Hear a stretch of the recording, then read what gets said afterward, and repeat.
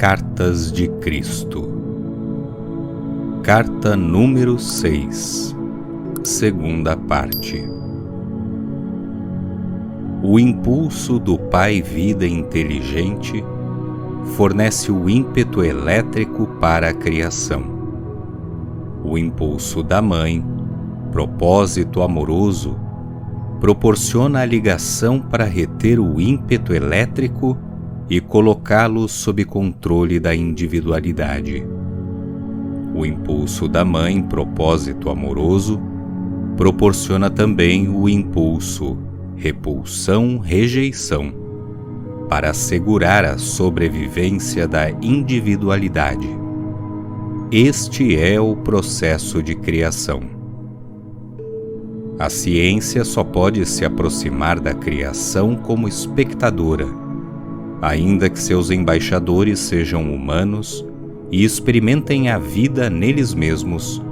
A mente humana somente pode observar o que foi criado. Não se pode entrar nos processos íntimos da criação, ocultos na matéria e nos campos mais básicos de energia. A ciência nunca será capaz de apontar o fator motivador X, a partir do qual surgem as energias que controlam a criação de forma individual. Porém, o que a ciência tem a dizer sobre a criação tem pouca importância para você como indivíduo.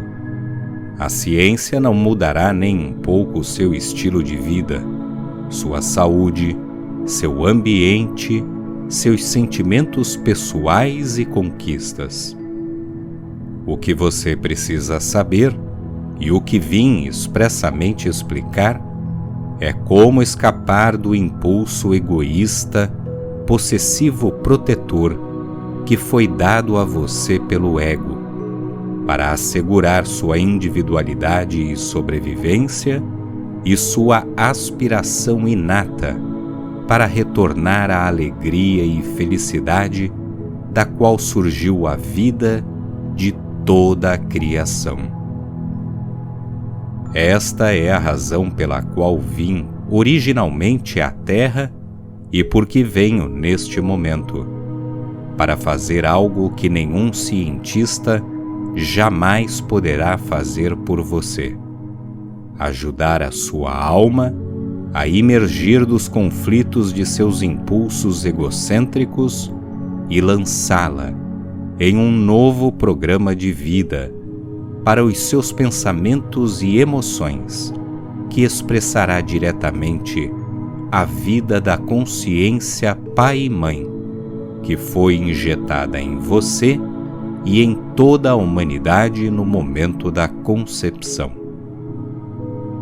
Em virtude do próprio ego possuir o ímpeto elétrico da atividade, criatividade e os impulsos magnéticos emocionais de ligação-rejeição, o que quer que nasça do impulso do ego, através de seus pensamentos, sentimentos e ações, estará carregado de vida física eletromagnética que produzirá formas de vida idênticas, que serão finalmente materializadas na vida do ego criador. Essas formas criadas não se manifestam apenas como experiências, mas também perturbam o funcionamento dos processos físicos do seu Criador e são a origem dos desconfortos físicos, dos vírus ou das doenças. Assim, é causa de grande alegria quando a alma emerge da consciência humana encapsulada pelo ego, pois a consciência espiritual ascendente criará as condições harmoniosas e vivificantes que ela guarda na consciência. Por outro lado, é causa de tristeza quando a consciência humana está submetida ao controle do ego, produzindo aborrecimentos e atribulações nas experiências da vida e na condição física em si. Portanto, digo, Se você não gosta de seu mundo, tem o poder dentro de si para mudar as suas condições de existência, exatamente onde você está, se tiver a fé e a vontade constante para fazê-lo. Repito de outra maneira para ganhar a sua atenção. Se você continuar no nível atual de pensamento e funcionamento humano, somente experimentará seu nível atual de existência humana. Você será obrigado a trabalhar duramente por uma vida mesquinha, marcada por inúmeros problemas, tais como pobreza, saúde precária e vício, imobilizado pelo medo desmoralizante e exposto a ataques mal intencionados de todo tipo. Suas condições atuais o sobrecarregarão até que você compreenda como mudá-las. Esta é sua oportunidade de ouro para assumir as rédeas de sua vida como nunca o fez antes, tomando o controle de seus pensamentos e emoções, seus impulsos elétricos e magnéticos, que são o molde de suas experiências futuras. Pois você é como um ceramista, que possui argila e diariamente molda vasilhas e utensílios para seu uso. A consciência é a argila, a substância com a qual você cria a sua vida, e cada condição relacionada a ela. Você, sozinho, molda sua vida na forma que ela tem. Através de seus pensamentos você pode mudar seu futuro pessoal, se levar em conta as minhas palavras, compreender suas verdadeiras origens, acreditar nelas e utilizar este conhecimento em sua rotina diária. Você pode afetar seu ambiente, seu lar, sua família, seu trabalho, as pessoas com as quais se relaciona, assim como também as plantas, os animais e até mesmo o clima. O que você mantiver firmemente em sua mente é o que exteriorizará. Portanto, é crucial para o seu desenvolvimento espiritual e para o seu desenvolvimento pessoal humano que compreenda plenamente tudo o que estou tentando ensinar a você. Não pense que estas cartas que apresento são demasiado difíceis de compreender, passando em seguida para uma maneira mais fácil de encontrar a felicidade. Creia-me, não há verdade nem caminho mais fácil para encontrar o equilíbrio e a felicidade que você procura, porque minhas palavras descrevem a verdade universal da existência e da vida, com a qual você está atualmente construindo ou desconstruindo a sua vida. Ao mesmo tempo, você pode ter certeza de que nunca poderá criar novas condições para você mesmo até descobrir por quê e como criou condições negativas e destrutivas no passado.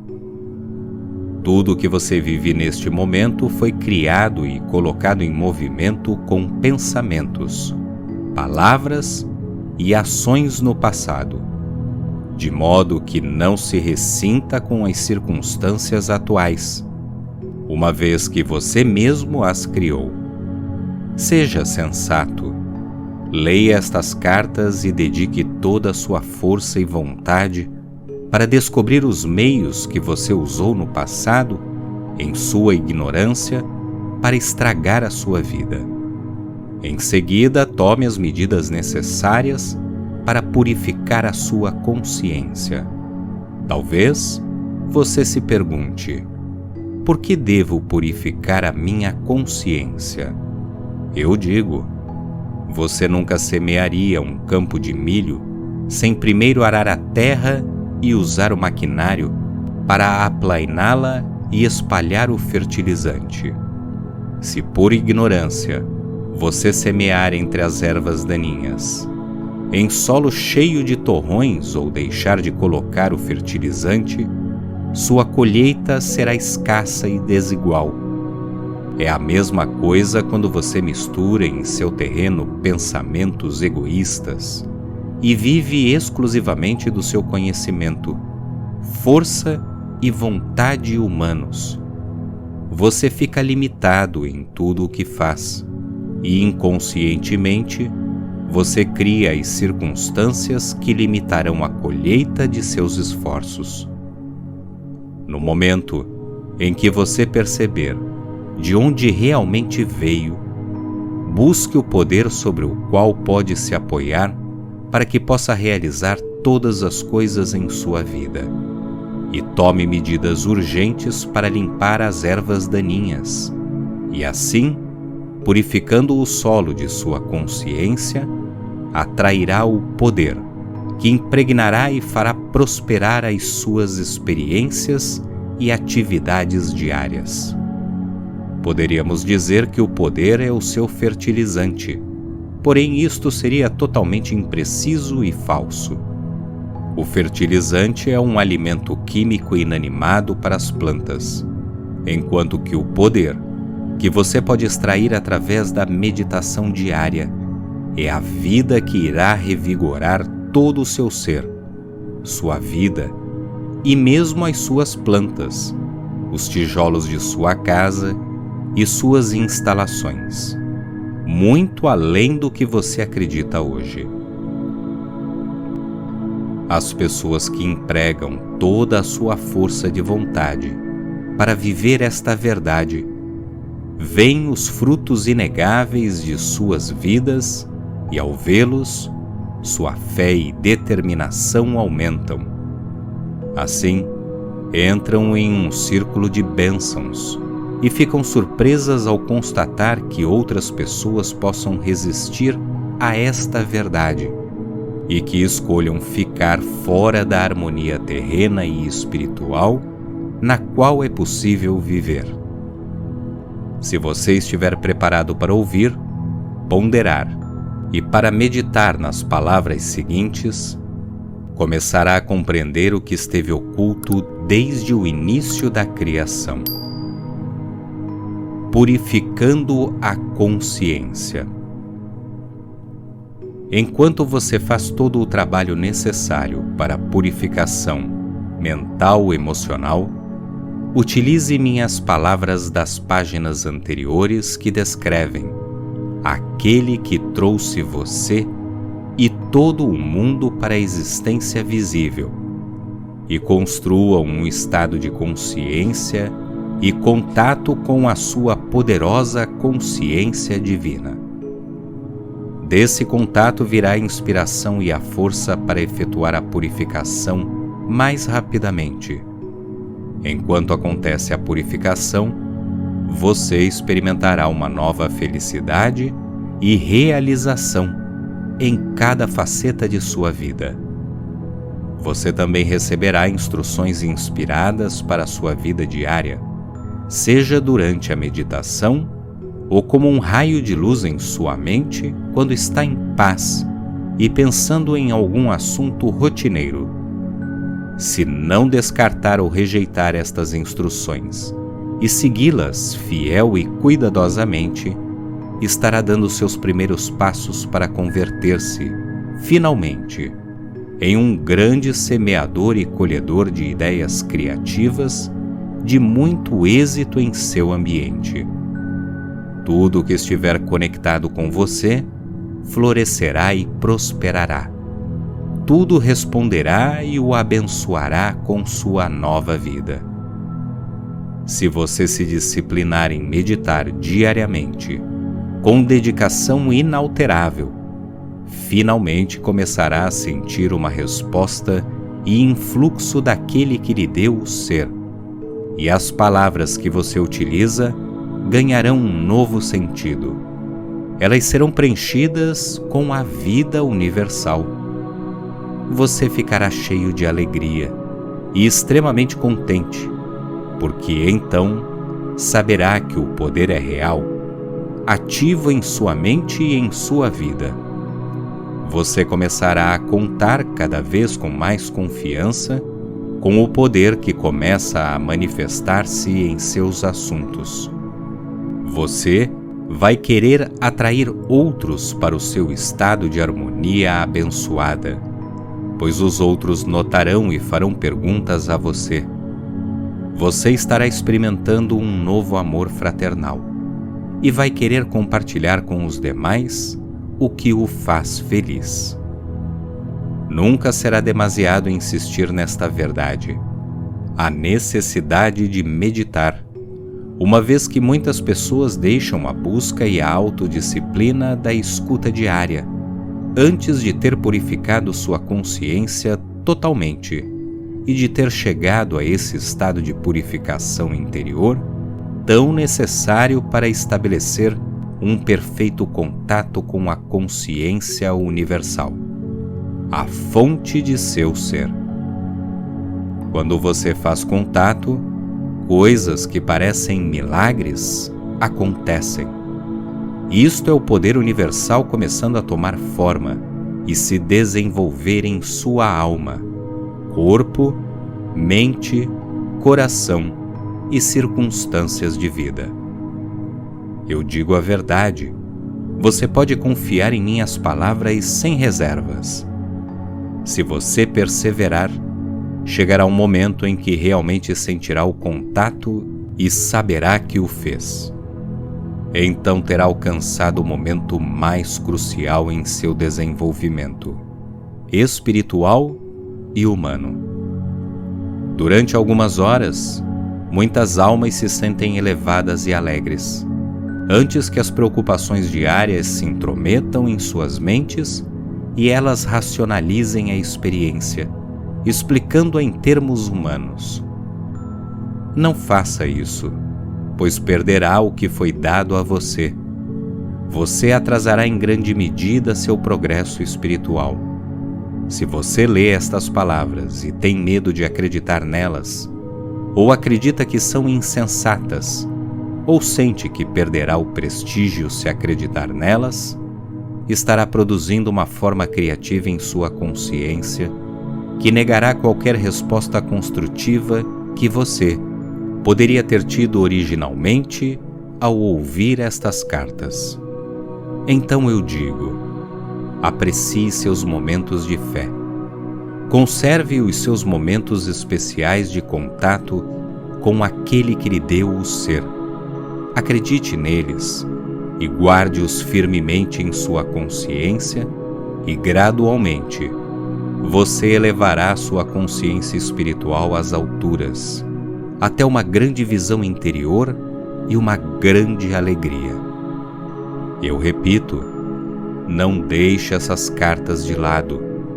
Não posso insistir o bastante na necessidade de pensar nelas, recordar o que dizem. Se não as recorda, volte a ouvi-las outra vez e outra vez, até que tenha ficado gravadas em sua consciência. Quanto mais você meditar nelas diariamente, mais elas ficarão claras em sua mente e terão um significado cada vez maior para você. No final, verá que elas se tornaram como alimento e bebida para você, construindo sua moral e aumentando sua determinação para ajudá-lo a transformar as suas condições atuais em um estado de harmonia, amplo crescimento, prosperidade e paz. Grande será a sua inspiração e alegria quando você se der conta de que a imensidão daquele que lhe deu o ser é um poder radiante de êxtase sublime, que está além de sua capacidade de sonho e imaginação, e é a realidade. Ele é a fonte do ser, a fonte de tudo o que você vê em seu mundo vivo, natural, e em muitos níveis da existência que estão além daquele no qual você habita atualmente. Quando estiver recebendo abundantemente a consciência divina em sua mente, em você mesmo, em cada faceta de sua existência, então começará a ver a enorme diferença. Você voltará a rememorar os momentos de estresse e infelicidade e verá que gradualmente as limitações de sua vida terão dado lugar a grandes bênçãos. E isto se torna um processo contínuo em sua vida. Mantenha seu coração firme. Verdadeiramente sou eu, o Cristo, quem está chegando a você e ao mundo através deste canal e destas cartas. Quero deixar especialmente gravada em sua mente a maneira como tenho feito declarações nas páginas anteriores para elevar seus pensamentos a um nível mais alto de consciência, descrevendo os benefícios que você tem ao trabalhar para elevar sua consciência, desfazendo-se das tendências negativas mencionadas no início desta carta. Quero que você compreenda inteiramente que vim somente para ajudá-lo a desfazer-se dos pensamentos e emoções indesejáveis, impulsionados pelo ego, que atualmente controlam a sua mente. Também estou aqui expressamente para encorajá-lo e ajudá-lo, sim, para ajudá-lo a desenvolver em sua mente e coração todos os pensamentos e emoções baseados no amor, que o colocam em harmonia com a consciência divina. O meu propósito mais urgente e amoroso é o de tirar você das sombras da existência nas quais atualmente habita e levá-lo para o sol da iluminação espiritual, que espera por você quando controlar os impulsos do ego e torná-lo unificado com sua alma e o Pai, Mãe, Vida, entrando na harmonia do amor incondicional para todos. Portanto, eu repetirei a lista de características negativas expostas nas primeiras páginas destas cartas. Quero que as ouça com cuidado e que observe suas próprias reações e sentimentos, conforme as passa vagarosamente em revista: a crítica, o sarcasmo, o julgar, o denegrir, o gerar inimizades, a intolerância, o ódio, os ciúmes, a agressão, os impulsos violentos, os roubos, as falsidades, as relações desonestas, a difamação. Como começar a desfazer-se de qualquer destas distorções, que você sabe que são parte de sua consciência? Não se envergonhe demais ao olhá-las, uma vez que você é um ser humano e nasceu sob a influência destas características do ego. Assim, não tenha medo, nem fique excessivamente desencorajado ao enfrentá-las. Dê o primeiro passo com total honestidade e anote-as em uma folha de papel. O segundo passo é pegar o papel, deitar e colocá-lo sobre o peito. Feche os olhos e recorra em pensamento à realidade divina, a fonte de seu ser, que você já deve compreender agora, é seu procriador amoroso, seu verdadeiro Pai, Mãe espiritual, que irradia generosamente e de maneira contínua e consistente amor incondicional de Pai e Mãe. Dê a você um tempo para quietar sua mente até que sinta que está se movendo além de sua própria consciência. Peça ajuda com fé sincera e espere uma resposta imediata, uma vez que está operando em consciência para tirar, dissolver e superar os falsos e desnecessários impulsos de rejeição próprios do ego em todos os dias no futuro. Com emoção, deixe claro ao seu Pai espiritual ou realidade divina, e portanto para você mesmo, que já não quer mais estas atitudes negativas egocêntricas em sua consciência.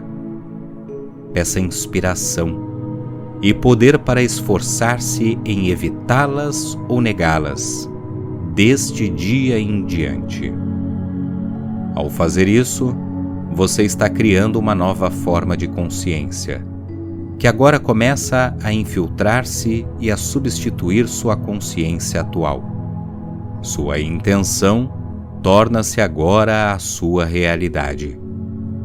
As antigas características negativas que estão escritas em seu papel e foram levadas a seu pai espiritual, agora estão no limbo de rejeição da sua consciência. Esta rejeição consciente também é o meio pelo qual você atrai o poder divino à sua consciência, para ajudar você a fortalecer sua resolução e para recordá-lo de descartar qualquer impulso que possa trazer à tona novamente as características rejeitadas. Portanto, como provavelmente você percebe, a rendição e a meditação colocam em movimento um trabalho invisível na consciência, o qual será possivelmente inconsciente, até que mais tarde você se dê conta de que as características desapareceram. Eu sinceramente desejo que você realize várias vezes esta meditação, utilizando o papel com as suas características. Cada vez que o fizer, atrairá outra injeção de poder do Pai-Mãe, vida-consciência, para o seu propósito de superar e eliminar as forças e formas indesejadas de consciência. Quando estas se dissolvem, não mais atrairão para as suas circunstâncias de vida as sombras negativas e infelizes que antes o atormentavam. Você estará percorrendo um caminho mais elevado, que o conduzirá à liberdade. À medida que você progride, perceberá pequenas faltas de consciência em sua mente e coração, que antes nunca pareceram ser erradas. Quando isso acontecer, deve passar pelo mesmo procedimento de anotá-las e levá-las com toda a fé ao seu Pai espiritual. Agora, há ainda uma coisa que você deve fazer para completar esta reconstrução de sua consciência.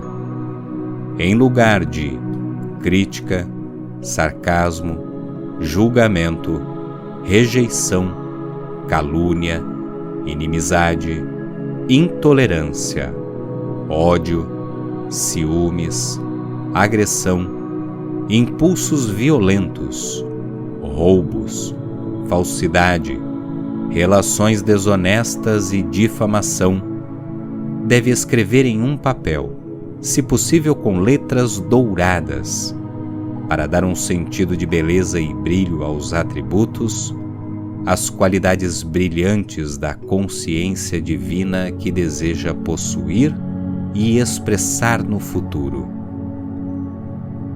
Para estar em perfeita harmonia com sua realidade divina, seu Pai espiritual, cada atributo será alicerçado no amor incondicional e promoverá o bem mais elevado de todos. Pois você já não buscará humilhar os outros para sentir-se maior e mais seguro de si mesmo.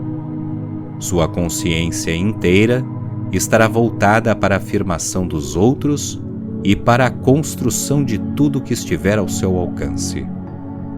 Você buscará nutrir, alimentar, ensinar, proteger, manter e satisfazer as necessidades dos outros e buscará amorosamente estabelecer ordem no caos das ações insensatas. Tendo escrito suas aspirações douradas na folha de papel, de novo, deite-se e recorra à sua realidade divina, pedindo que os impulsos preciosos, a natureza do divino, se estendam gradativamente pela sua mente e coração e que se tornem a sua própria consciência. Quando isto ocorrer, sua alma será como um pintinho, brincando e brincando até romper a casca do ovo, para sair para o enorme e maravilhoso mundo e reunir-se com a mãe galinha, que esperava pacientemente que seu filhinho a encontre. Isso é o que ocorre comigo e com todas as outras almas crísticas. Nós esperamos, observamos e ajudamos as pessoas que anseiam conhecer a causa do vazio de seu espírito, que dedicam seus corações para transcender as ocupações terrenas. Aqueles cujas mentes estão sendo atraídas para propósitos mais elevados na vida e que sonham em entrar em perfeita sintonia com as suas próprias almas e com a fonte divina do ser. Ansiamos amorosamente por estes viajantes espirituais, mais do que eles próprios possam suspeitar. Isto significa que esperamos amorosamente por você, que está ouvindo esta carta. Quando você estiver novamente reunido com a fonte de seu ser, terá alcançado seus verdadeiros propósitos na Terra. Terá cumprido sua verdadeira missão na eternidade. E então, deixe sua vida real começar. Você terá entrado no reino dos céus. Não direi a você que qualidades escrever para estabelecer a sua nova consciência. Estas devem vir de suas mais altas e melhores percepções atuais. Estude novamente a natureza divina da consciência divina, que percebi tão claramente no deserto e que relatei na carta número 1. Deixe que esta natureza divina se torne a sua própria natureza. Quero que saiba que quando você empreender esta viagem com real sinceridade, estarei ao seu lado em cada ocasião. É meu mais querido desejo que você saiba que estou com você e que estou enviando apoio e força em sua busca para unificar-se com sua realidade divina. Agora passo a falar de assuntos mais terrenos. Enquanto ouve estas palavras, observe o que ocorre com o seu humor ou o seu sentimento de bem-estar. Este é um exercício para reconhecer o que acontece na consciência enquanto mudam os seus pensamentos e você utiliza um novo conjunto de palavras. Por favor, ouça as próximas palavras com muito cuidado. Seja você um cristão praticante ou não, e resista se você tiver uma forte tentação de saltá-las. Anote suas respostas, ideias, sentimentos e, sobretudo, qualquer mudança de sentimento, seja de depressão ou de prazer. Anote o tempo no vídeo onde as palavras começarem a melhorar seu ânimo e a levá-lo para um plano superior de paz e felicidade. Este é um exercício dos mais importantes. Se não o fizer, você continuará ouvindo a respeito da consciência sempre, porém nunca alcançará uma profunda compreensão do que é a energia básica da sua existência, da matéria, do corpo e do ambiente, dos acontecimentos de sua vida, de seu humor e de suas aspirações espirituais. Você não chegará a compreender que a consciência é a totalidade, tudo em sua existência e experiência, até que observe como as ideias e opiniões podem elevar ou baixar as frequências vibratórias de sua consciência. desejo que você se torne consciente das palavras que utiliza em sua vida diária, a qualidade de vida que elas criam para você e o impacto que elas causam sobre os outros, elevando seus ânimos em paz e alegria ou deixando-os deprimidos e esgotados. Além disso, é minha sincera intenção alcançar aqueles de vocês que atualmente estão vinculados à religião cristã, que estão lutando com o condicionamento religioso passado ou presente e encontram dificuldade para se livrar de suas percepções dos dogmas, a fim de se moverem livremente nas frequências vibratórias mais finas de um conhecimento espiritual superior. Talvez você tenha medo de ser condenado simplesmente por ouvir estas palavras. Ainda assim, elas o atraem fortemente, e você sente intuitivamente que está ouvindo sobre a verdade da existência, que não foi ensinada por seus líderes religiosos. Você está dividido entre sua necessidade imperiosa de conhecer a verdade e o temor de desgostar a Deus, seja qual for a forma pela qual o percebe na atualidade. Eu, o Cristo, estou muito consciente da angústia que estas cartas causam a muitas pessoas sinceras e desejo conduzi-las além de sua inquietude, até a perfeita paz mental e alegria. Por esta razão, é absolutamente necessário, primeiro, analisar as suas crenças atuais e as origens das doutrinas da Igreja antes de continuar ensinando a você a mais profunda verdade a respeito da natureza universal e da própria natureza do homem. Para compreender completamente as origens da doutrina cristã, você deve voltar no tempo até o começo do judaísmo e aí encontrar as racionalizações da mente humana, que lutava para definir em palavras o que sentia intuitivamente que era a provável fonte do ser.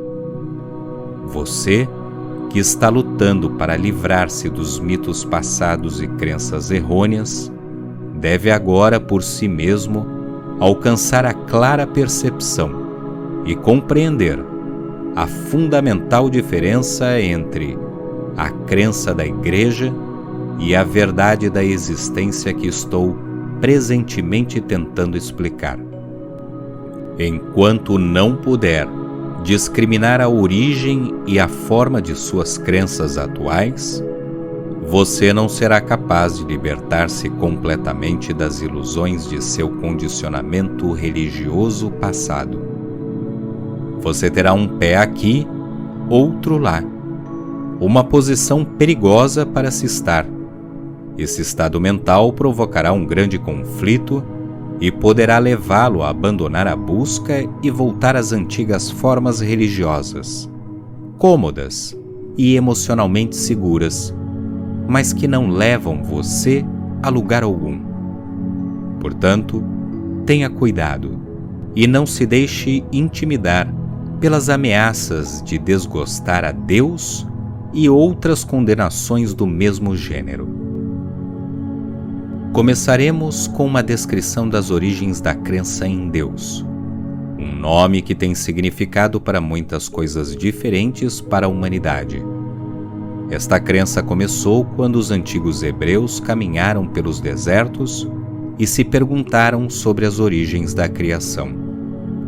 Imaginaram que, de alguma maneira, a fonte da criação deveria seguramente ser um super-humano, homem-deus, invisível e muito superior à Terra e à humanidade.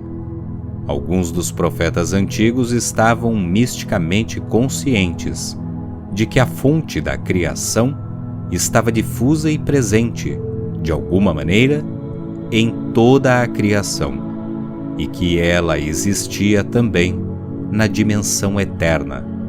Porém, este misticismo não estava disponível para a mente humana comum. Você deve compreender que, apesar da aparente realidade em sua mente, de tal Deus originária de suas leituras da Bíblia, ninguém jamais vislumbrou tal super-humano, homem-deus, em nenhuma forma, exceto, quem sabe, Moisés, que afirmava tê-lo visto em um arbusto ardente e que disse que ele se descreveu como "Eu sou o que sou". Tudo o que se sabe deste Deus super-humano é derivado das leituras de descrições pitorescas de Deus, dadas pelos profetas durante sua permanência na Terra. O fato de que os religiosos se voltam apenas aos antigos para citar sua verdade, uma vez que eles não podem acreditar que Deus é verdadeiramente real, eterno e igualmente capaz de falar com as pessoas nos dias atuais desta era, mostra o quanto são ilusórias as crenças religiosas. Seus líderes religiosos têm pânico de qualquer crença que não combine com as antigas. Eles nunca consideram, ou têm medo de considerar, que talvez o conhecimento espiritual dentro da dimensão terrena seja evolutivo. Quero que você veja que um tecido de crença, uma mescla de racionalizações e crenças, foi forjada para criar uma rede de segurança mental, emocional, com a qual é possível envolver e prender as mentes e os corações das pessoas. Tudo o que se ensina às pessoas na fé cristã é baseado na emoção e se origina no ouvir dizer, derivações de antigas narrações de minha vida e morte na terra. Mesmo assim, acredita-se nelas fanaticamente. Os cristãos aprendem que Deus é amor e é consciente de seus pecados. Deus castiga, disciplina, premia os bons e envia desgraça aos maus. Esta é uma exata descrição da atividade e da consciência humana. Os cristãos aprendem que eu, o Cristo, na pessoa de Jesus, morri pelos pecados do mundo. Fui o Cordeiro de Deus sem mancha, sacrificado para pagar o preço dos pecados humanos. Eu fiz o supremo sacrifício de mim mesmo para cumprir esta estranha façanha de pagar pelos pecados através dos tempos. Eu novamente entrei em meu corpo depois da morte pela crucificação e apareci muitas vezes em meu corpo para confortar e ensinar a meus discípulos enlutados. Eu até ingeri comida durante minhas aparições. Após 40 dias, elevei-me fora da vista de meus discípulos, alçando meu corpo aos céus. Como perguntei na carta 3, o que eu faria com um corpo humano no céu, na vida mais além? Eu disse em minha última ceia que meus discípulos deveriam recordar aquela última refeição com eles, partindo o pão e passando-o um a um, e que deveriam beber da mesma taça de vinho e recordar que meu corpo foi crucificado e meu sangue derramado para trazer a eles a verdade do ser. Entretanto, este evento se converteu em uma estranha crença, na qual, com pompa e cerimônia no altar, meu corpo é transferido às hóstias que os fiéis devem engolir com a devida reverência. Meu corpo. Que bem faria meu corpo, espiritualizado ou não, para aqueles que comungam? Você percebe como a mente pode ser condicionada a aceitar bobagens ilusórias, que perduram há 2000 anos porque têm sido sustentadas por uma grande hierarquia de papas e cardeais, vivendo em palácios imensamente ricos e mantidos com grande pompa terrena em cerimônias prestigiosas. Eu quero que você conheça a verdade sobre aquela fatídica noite, a que chamam de minha última ceia. Para maior clareza, ainda que seja doloroso fazê-lo, desci em minhas frequências vibratórias de consciência para entrar diretamente na recordação consciente de meus pensamentos e sentimentos durante a última refeição com meus discípulos. Ainda que eu fosse um homem forte, iluminado e seguro de que tinha um destino a cumprir que não poderia evitar, não queria evitar, estava profundamente triste ao começar a refeição, a ceia da Páscoa. Meus discípulos tinham sido meus amigos e tinham ficado ao meu lado em algumas circunstâncias difíceis. Eu estava sofrendo por ter que deixá-los e temeroso por seu bem-estar. O que aconteceria a eles ao ficarem sozinhos, sem a minha orientação e proteção? Dependiam de mim mais do que percebiam. Recordei meus anos ensinando as pessoas. Senti uma profunda sensação de ironia ao recordar a minha volta do deserto. Estava sujo, descuidado, porém, literalmente possuído por uma alegre solicitude para com os meus semelhantes e intensamente entusiasmado, porque poderia colocá-los no bom caminho, introduzir em suas mentes a verdade sobre a existência, mostrar como superar os seus temores, suas doenças, pobreza e miséria. Eu iria conquistar o mundo, porém, como tinha sido diferente o resultado, logo estaria pendurado em uma cruz. Era verdade, entretanto, que eu tinha alcançado muito êxito. Refleti sobre os momentos de cura e a aceitação alegre das pessoas ao Pai amoroso. Eu podia compreender por que o sumo sacerdote e o conselho me odiavam. Ao invés de medo, castigo e sacrifício de animais, eu tinha trazido às pessoas a realidade do Pai, amor, provando isso pela cura de casos terminais. Voltei minha atenção aos meus discípulos, que estavam falando entre si enquanto comiam. Eles permaneciam inconscientes do desafio que me aguardava, a minha crucificação. Embora eu os tivesse avisado várias vezes, negavam-se a aceitar minhas palavras como verdade. Pensaram que eu começava a ter medo do sumo sacerdote e se perguntavam por quê. Eu já havia conseguido sair de situações ameaçadoras antes. Como era costume na Páscoa, falavam das circunstâncias da fuga dos israelitas para o Egito. João, que tinha uma forte imaginação, fazia um relato vívido de Moisés reunindo os israelitas e dizendo que finalmente iriam deixar o Egito, escapando da escravidão para a liberdade no deserto.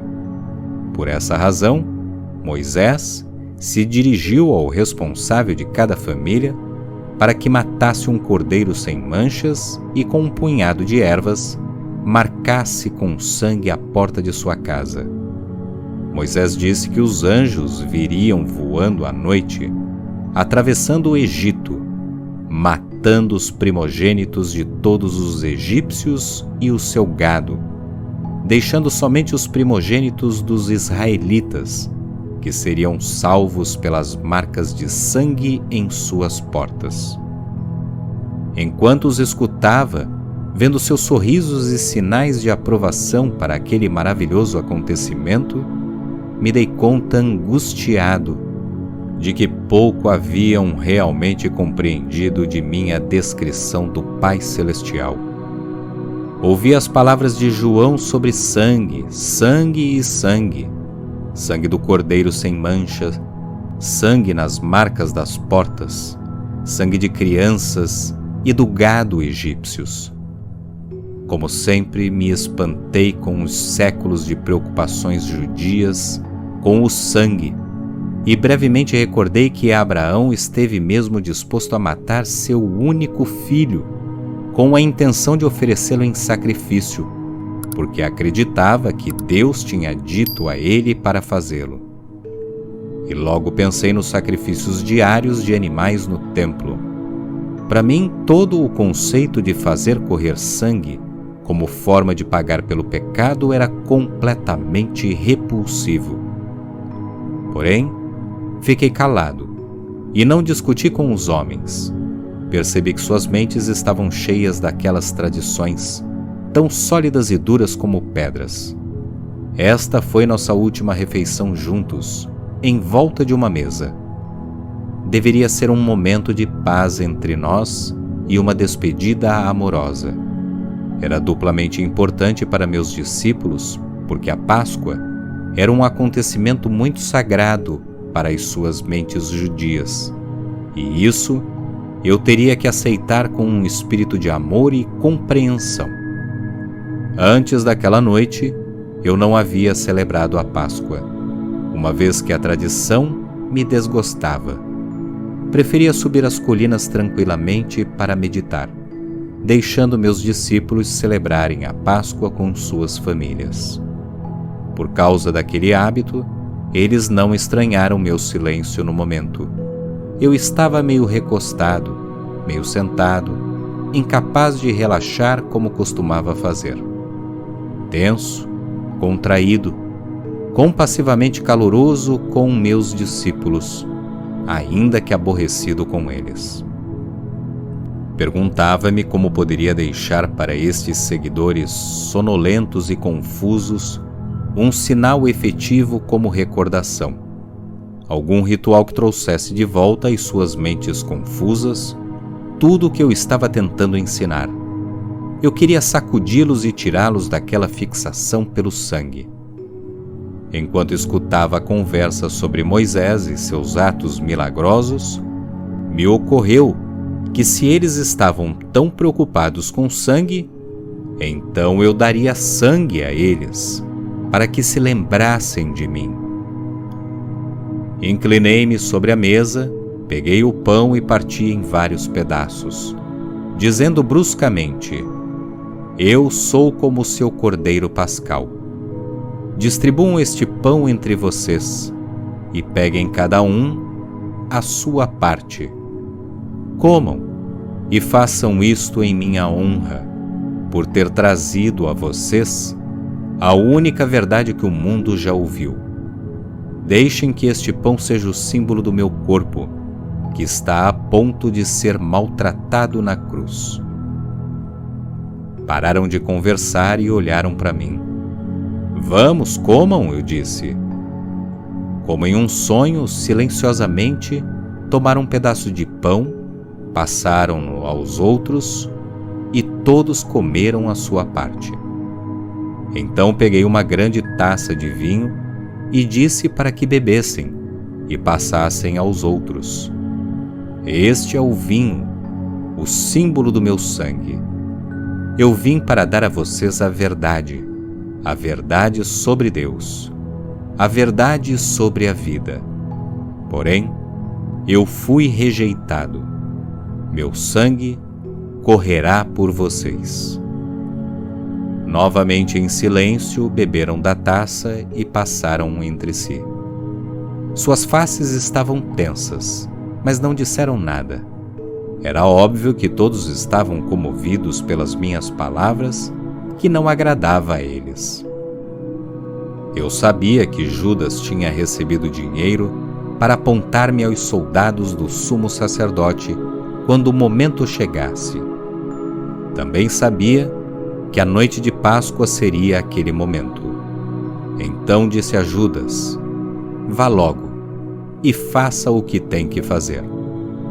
Judas me olhou longamente e vi a dor e a indecisão em seus olhos. Ele estava repensando o assunto, porém o meu tempo havia chegado, e eu queria terminá-lo de uma vez. Vá, disse com rudeza. Judas levantou-se e saiu da sala. Os discípulos ficaram surpresos pela maneira como eu falava e perguntaram o que Judas ia fazer. Vai dizer ao sumo sacerdote onde me encontrar. Vão crucificar-me, exatamente como eu falei para vocês. Observei com certo cinismo doloroso as expressões de seus rostos. Dúvida, sobressalto, terror. Logo brotou uma torrente de perguntas ressentidas. O que iria acontecer a eles? Eles que tinham deixado suas casas e famílias por mim. Se eu fosse crucificado como um delinquente comum, eles perderiam uma vida de liberdade e segurança. Eu então disse que iriam me abandonar. Com veemência negaram tal coisa, mas o fizeram. Estava demasiado cansado para discutir com eles. Eu tinha me tornado tão forte, tão seguro no conhecimento de que o Pai estava em mim e comigo a todo instante, que eu poderia me dar ao luxo de perdoar a deslealdade deles. E ao final de tudo isso, seria liberado de meu corpo e poderia ascender aos reinos de luz, que eu tinha frequentemente sentido, mas nunca visto em plenitude com a visão terrena. Era um pensamento que me trazia profundo consolo e uma feliz sensação de expectativa. Então sorri para eles e disse: é bom que tenham feito o que pedi, em lembrança de mim e de minha morte, que está por vir. Continuem partindo o pão e bebendo o vinho juntos, recordando que sempre os amarei e que ficarei com vocês em espírito, até que se reúnam comigo aonde eu vou. Não tenham medo, vocês serão guiados, serão inspirados, serão fortalecidos e falarei claramente com vocês. A minha única advertência é esta: no futuro, muito do que tenho ensinado a vocês será esquecido. Muito do que disse será descartado pelo pensamento humano, ou distorcido pelos mitos humanos. Logo houve pânico e um clamor. Como será isso? Sorri e levantei as mãos. Falo do que acontecerá em um futuro distante. Enquanto isso, sejam fiéis a tudo o que ensinei e não duvidem de nada do que eu disse. Chegou então a hora de ir ao Monte das Oliveiras, o lugar onde os soldados do sumo sacerdote iriam me buscar. Meus discípulos queriam ainda me fazer perguntas, porém, eu já tinha chegado ao fim do meu discurso para os homens. Eu apenas desejava preparar-me, em total silêncio, para minha provação, entrando em espírito em um estado de segurança e consistente sintonia e comunicação com o Pai. Caminhamos para o jardim e me retirei para minha rocha preferida. Sentei-me protegido do vento e envolvi-me na túnica. Fechei os olhos e pouco a pouco senti que entrava em uma grande serenidade de espírito e um poderoso silêncio. Logo, o poder em si desceu, tomando minha mente e meu coração. Preencheu-me com tal amor supremo que eu soube que estava sendo apoiado, sustentado no amor e que poderia manter meu amor por todos, não importando o que me acontecesse. Isso era tudo que importava no momento em que minha hora havia chegado. Essa é a verdade por trás do partir o pão e beber o vinho em minha honra, de minha vida e meus ensinamentos. E como você que está ouvindo esta carta sabe, tudo o que meu Pai me revelou em minha última noite na terra se cumpriu. Como eu falava do Pai, do Filho e do Espírito Santo, a Igreja decidiu no Concílio de Nicéia que eu me referia a 3 pessoas em uma. Consequentemente, as pessoas rezam ao Pai para pedir benefícios, imploram ao Espírito Santo para que os instrua espiritualmente e rezam ao Filho para salvá-los de seus pecados. Você pode ver o quanto as crenças são terrestres e humanamente concebidas? Graças ao sentimentalismo e à promessa de uma viagem gratuita aos céus nos calcanhares do Salvador, as crenças tornaram-se uma estrutura religiosa humanamente concebida para consagrar o império da Igreja dentro dos impérios terrenos: Roma, Áustria, Espanha. As crenças foram um pretexto para a tortura sistemática, a morte na fogueira e a execução dos dissidentes. Elas também inspiraram as guerras entre nações. Porém, a percepção espiritual e a criatividade também surgiram de algumas dessas crenças e contribuíram muito para a existência nestes 2 milênios. Estas crenças motivaram a construção de catedrais e igrejas, monastérios e conventos, dando às pessoas um propósito estável, a habilidade de expressar seus dotes artísticos e fornecendo trabalho para os menos talentosos. Elas também permitiram a milhões de consciências acessarem os reinos mais elevados de belos pensamentos e amor. Além disso, foram o ímpeto por trás do misticismo e a iluminação das almas espirituais, que chegaram a ver a realidade que estava oculta por trás das crenças. Enquanto tudo isso se passava, as crenças também criaram as condições para o desenvolvimento de hierarquias de superioridade religiosa, com imensa pompa e riqueza. Estes são edifícios criados com os impulsos do ego, concebidos pelo ser humano e, portanto, totalmente falsos de um ponto de vista espiritual. A verdade em relação ao pecado. É preciso compreender que ao longo dos séculos as pessoas sentiram que certas facetas do comportamento humano eram prejudiciais para o bem-estar dos outros. Elas tinham testemunhado assassinatos, roubos de mulheres e de bens alheios, causas de grande dor e sofrimento para a comunidade, tornando a vida difícil, às vezes intolerável. Concluiu-se então que com certeza aqueles comportamentos deviam ser contrários à vontade daquele que chamavam Deus. Assim, deram àqueles comportamentos o nome de pecado e os definiram como sendo o mal. Finalmente, os profetas concluíram que tal comportamento aberrante deveria originar-se de uma força malévola, oposta a Deus, e a chamaram de Satanás. As pessoas ameaçaram e castigaram umas às outras, na crença de que os pecados eram maus e de que seu Deus castigaria os homens pelas maldades contra os outros. Até hoje se pratica este comportamento nas igrejas. Os líderes religiosos tentam controlar as pessoas pelo medo. O conceito de pecado contra Jeová, o eterno e infinitamente poderoso Criador, era um hábil e poderoso método de controlar as pessoas.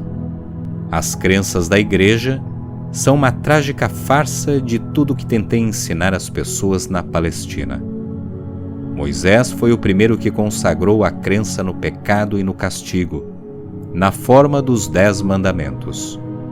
Moisés disse que Deus deu a ele os 10 mandamentos e que se os israelitas os desrespeitassem, teriam que sofrer o castigo. Em alguns casos, isso significava a morte por apedrejamento. E ensinou que se desrespeitassem as leis, estariam pecando contra seu Deus. A verdade exata é que Moisés foi ao monte para rezar, pedindo um meio para controlar os israelitas rebeldes. Em resposta àquela oração, recebeu por inspiração os 10 mandamentos, dados a ele para ajudá-lo em sua tarefa de dirigir os israelitas, sem perigo, em sua jornada no deserto com um menor grau de confusão. Religiosos aceitam e creem de todo o coração em um Deus que, segundo dizem, instruiu Moisés a engajar-se em comportamentos agressivos e massacres ao conquistar a terra prometida.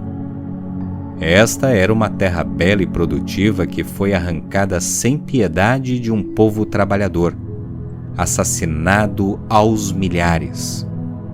E isso foi considerado como a coisa certa a fazer, uma vez que Deus tinha prometido para eles uma terra bela, na qual se estabeleceriam.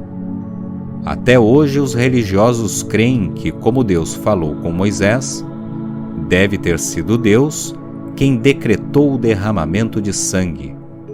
Em sua Bíblia há muitas descrições semelhantes e horrendas sobre guerras e derramamento de sangue, e são consideradas permissíveis, justas e corretas, porque se acreditou que Deus ordenou a eles ir para fazer a guerra contra os gentios.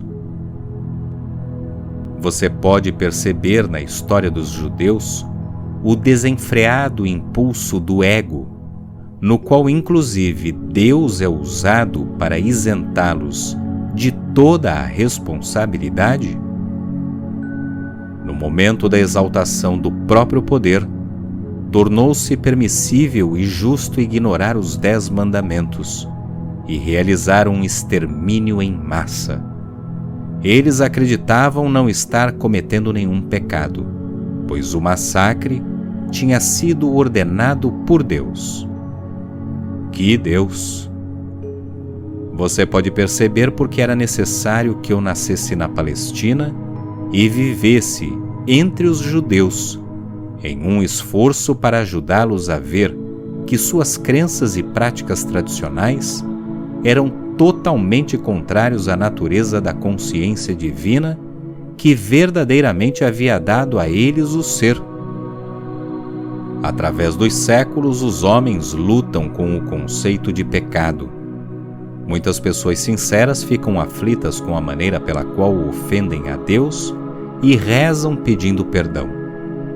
Há muito tempo sacrificavam um sem número de animais no Templo de Jerusalém para apaziguar a Deus, na esperança de escapar das consequências de seus pecados. Desde aquela época, inumeráveis livros foram escritos sobre o tema, expressando pesar e horror por ver um estado das almas dos homens, indicando a mudança de comportamento pelo açoitamento com chicote, para torturar a carne e fazê-la pagar pela maldade de pensamento, palavra ou ato. Muitos desses livros foram aplaudidos pelos cristãos em toda a Europa e guardados em arquivos de instituições religiosas.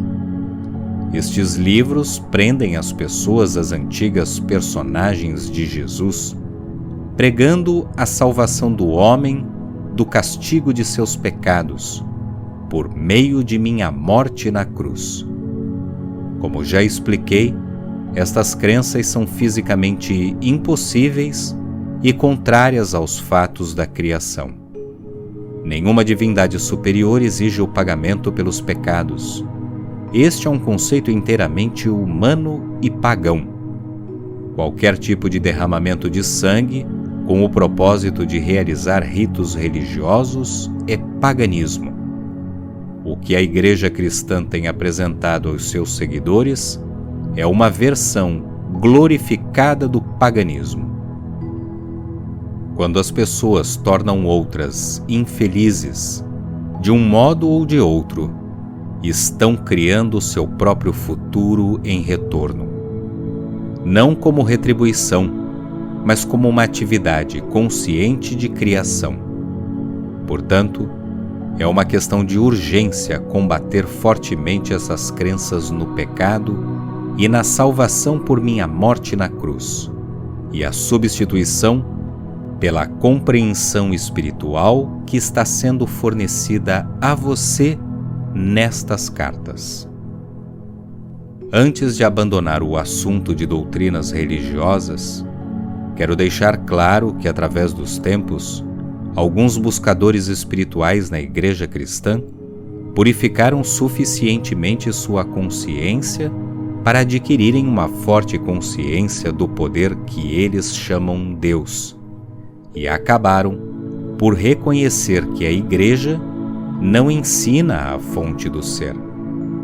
Porém, somente uns poucos evoluíram espiritualmente o suficiente para irem além dos parâmetros das crenças religiosas e sentirem um influxo do poder, uma vez que a grande maioria das pessoas só pode conceber a verdade por meio de uma terminologia terrena. Eu, o Cristo, tenho que dizer que, até este momento, nenhum dos santos nem sequer vislumbrou a realidade da criação e a verdade por trás do comportamento humano, como eu estou apresentando agora para você.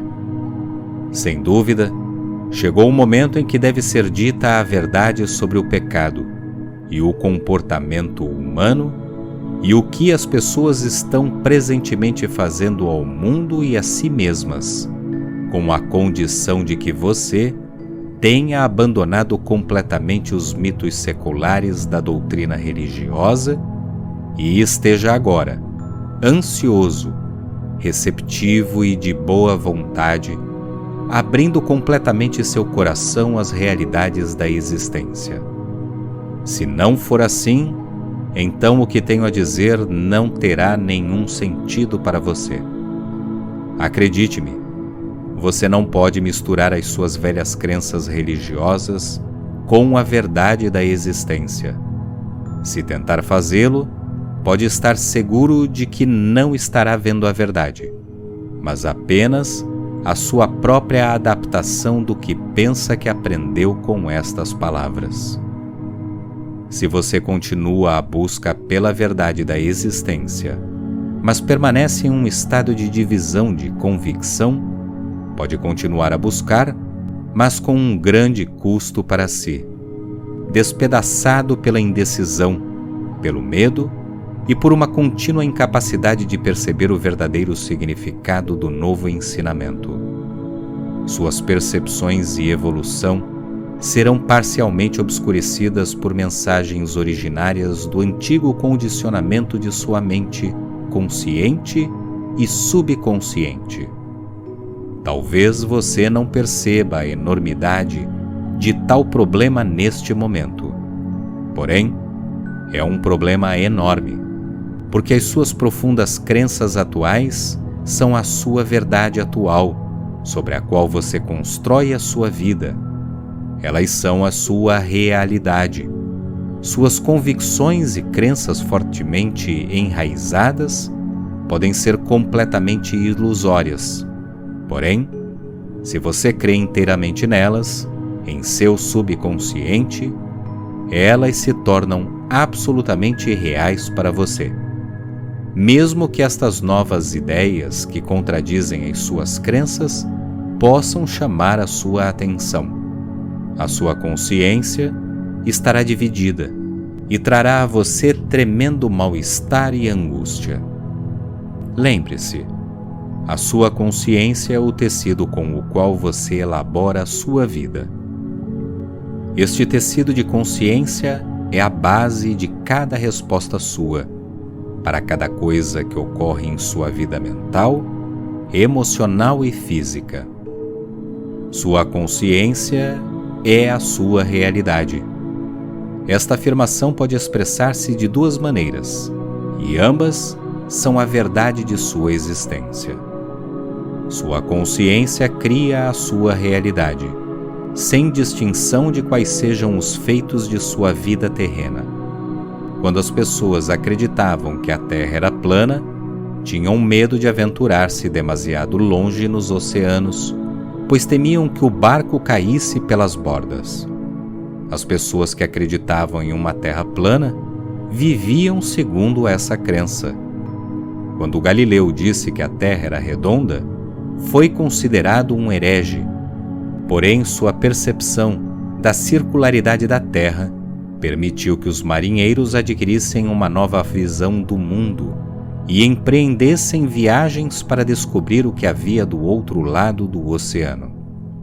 Foi necessária uma mudança de suas crenças para tornar isto possível. Você está em uma situação semelhante com respeito a estas cartas.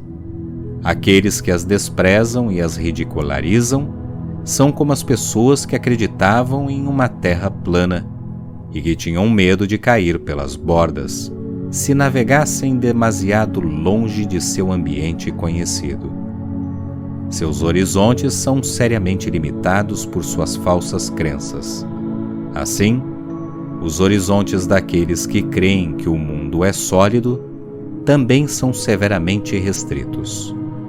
Dia após dia, lamentam e se afligem pelas desgraças que desabam sobre o mundo, crendo que não existe nenhuma escapatória. Porém, as pessoas que puderem captar e dar as boas-vindas à verdade da consciência que atualmente estou apresentando ao mundo, serão como aqueles que perceberam que poderiam viajar sem limites pelos oceanos, em todas as direções, com a condição de que tivessem a vontade de empreender tal viagem. Portanto, seu estado de consciência é o que você deve considerar como mais importante em sua vida, não as suas relações, posses ou posição na vida. Cuide de sua consciência e todas as bênçãos em todos os aspectos de sua vida virão a você. Por meio de sua consciência, você se alimenta de amor, harmonia, alegria e beleza interior, até em um beco de um bairro pobre. Com tal consciência, você será removido das ruas do bairro pobre para um ambiente mais compatível com seu estado interior. É assim que se sai de circunstâncias desagradáveis.